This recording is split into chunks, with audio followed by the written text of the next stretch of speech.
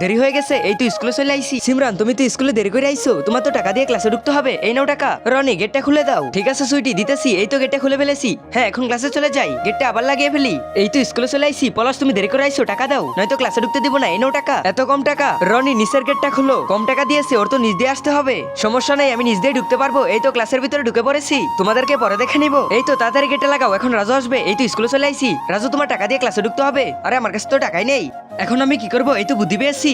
আল্লাহর এই সুন্দর নামটি দেখে যে ভিডিওতে লাইক করে চ্যানেলটি সাবস্ক্রাইব করে দিবে। হে আল্লাহ, তুমি তাদেরকে হজ করো, তৌফিক দান করো। হ্যাঁ, এই নাও সুইটি, এখনো কি টাকা দিয়ে আমার ক্লাসে ঢুকতে হবে? রনি, সরো এখান থেকে, রাজুকে এমনি ঢুকতে দাও। না, টাকা ছাড়া ঢুকতে দিব না। এখন কি করব? এই তো বুদ্ধি পেয়েছি, আমার কাছ থেকে রাজুকে টাকা দেই। রনি, এই নাও টাকা, আর রাজুকে ক্লাসে ঢুকতে দাও। এত কম টাকা দিয়ে হবে না। ঠিক আছে, আরো টাকা দিতেছি। এই নাও, তুমি সবগুলো নিয়ে নাও, তবুও রাজুকে ঢুকতে দাও।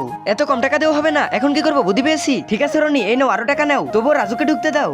হ্যাঁ সুইটি, এখন রাজু ক্লাসে ঢুকতে পারবে। রাজু, চলে আসো। সুইটি, তুমি অনেক কষ্ট করছো, এই নাও আরেকটা। হ্যাঁ চলো, এখন ক্লাসে চলে যাই।